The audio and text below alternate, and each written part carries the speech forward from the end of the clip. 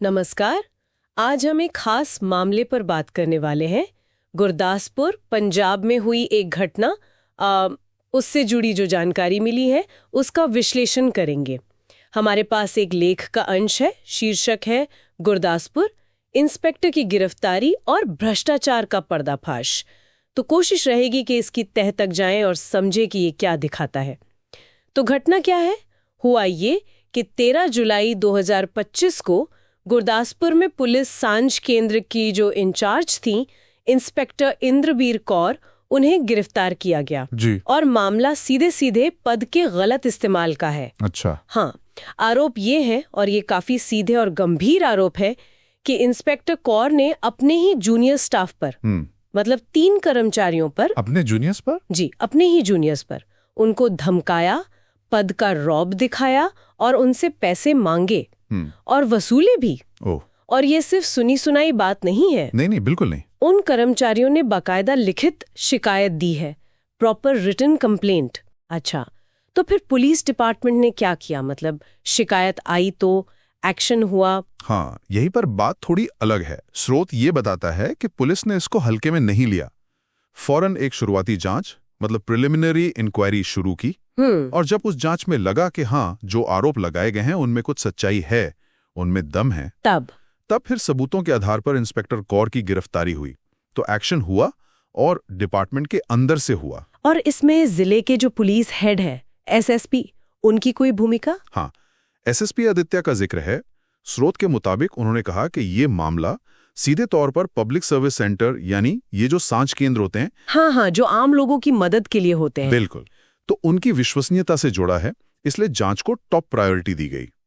उनका यह बयान दिखाता है कि डिपार्टमेंट इसे कितना सीरियसली ले रहा था। समझ गई। तो ये तो हुई घटना, जांच और गिरफ्तारी। अब कानूनी तौर पर क्या हुआ है? मतलब कौन से कानून के तहत कार्रवाई हुई? इंस्पेक्टर कौर पर भ्रष्टाचार निवारण अधिनियम, यानी प्रिवेंशन ऑफ करप्शन एक्ट, अच्छा, पीसी एक्ट। जी, पीसी एक्ट, उसकी जो संबंधित धाराएं हैं उनके तहत केस दर्ज किया गया है। ये कानून खासतौर पर सरकारी पदों पर बैठे लोगों के भ्रष्टाचार से निपटने के लिए ही है। तो ये एक, आप समझ सकती हैं, गंभीर कानूनी कदम है। हाँ, ये तो है। चलिए अब इस पर थोड़ा और सोचते हैं। एक तरफ तो ये बात है कि एक पुलिस ऑफिसर जिस पर रक्षा की जिम्मेदारी है, उसी पर अपने सहकर्मियों से वसूली का आरोप है। ये तो सिस्टम पर सवाल उठाता है ना? बिल्कुल बिल्कुल। ये बहुत चिंताजनक पहलू है। जब वर्दी पर ही ऐसे इल्जाम लगें, खासकर अपने ही लोगों से वसूली के, तो विश्वास तो डगमगाता ही है। सत्ता का दुरुपयोग साफ दिखता है इसमें। लेकिन दूसरी तरफ, जैसा आप कह रहे थे, उसी पुलिस डिपार्टमेंट ने शिकायत पर ध्यान दिया, जांच की और गिरफ्तारी भी की। ये भी तो एक पहलू है। हाँ, और ये पहलू भी उतना ही अहम है, क्योंकि देखिए अक्सर क्या होता है, ऐसी शिकायतें या तो दब जाती हैं या सालों साल जांच चलती रहती है। जांच की और एक्शन लिया, इसे हम कह सकते हैं कि ये एक तरह की इंटरनल अकाउंटेबिलिटी, मतलब आंतरिक जवाबदेही। हाँ, अंदरूनी सफाई जैसा कुछ। हाँ बिल्कुल। जब कोई संस्था, खासकर पुलिस जैसा पावरफुल संगठन, अपने अंदर की गड़बड़ियों को पहचान कर उन पर कार्रवाई करता है, तो ये एक पारदर्शिता की तरफ एक कदम माना जा सकता है। लेकिन यहाँ एक सवाल मेरे मन में आ रहा है, क्या ये कार्रवाई सिर्फ इसलिए हुई क्योंकि मामला पब्लिक सर्विस सेंटर से जुड़ा था? मतलब उसकी इमेज बचाना जरूरी था, या ये वाकई कोई बड़ा बदलाव है पुलिस के रवैये में? ये बहुत वाजिब सवाल है। पर देखिए, स्रोत हमें इसका सीधा जवाब तो नहीं देता। हम सिर्फ इस एक घटना से पूरे सिस्टम पर फैसला नहीं सुना सकते। हाँ, वो तो है।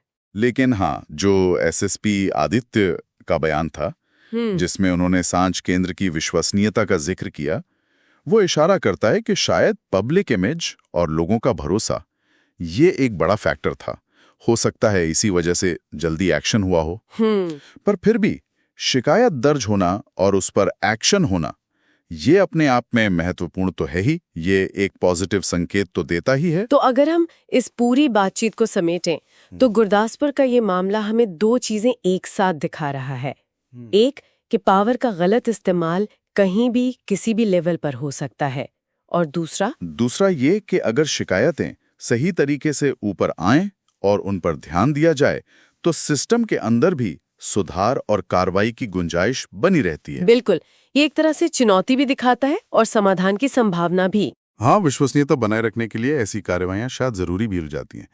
और ये हमें एक बड़े सवाल पर लाकर छोड़ता है ना, कि जब किसी डिपार्टमेंट के अंदर से, खासकर पुलिस जैसे लॉ एनफोर्समेंट एजेंसी के भीतर से ऐसी शिकायतें आती हैं और उन पर एक्शन भी होता है, तो आम जनता के मन में उस डिपार्टमेंट के लिए भरोसा बढ़ता है या घटता है? ये सोचने वाली बात है। क्या ऐसी घटनाएं ये दिखाकर भरोसा मजबूत करती हैं कि देखो सिस्टम खुद को ठीक कर सकता है, या फिर ये पहले से मौजूद अविश्वास को और गहरा करती हैं कि देखो अंदर ही सब चल रहा था? इस पर शायद हमें और आपको सोचने की जरूरत है। Thanks for watching. दोस्तों, अगर आपको यह सतर्क रहने लायक स्टोरी लगी हो तो वीडियो को लाइक करें, दोस्तों और परिवार के साथ शेयर करें, और ऐसी रियल क्राइम स्टोरीज के लिए चैनल को सब्सक्राइब करना न भूलें।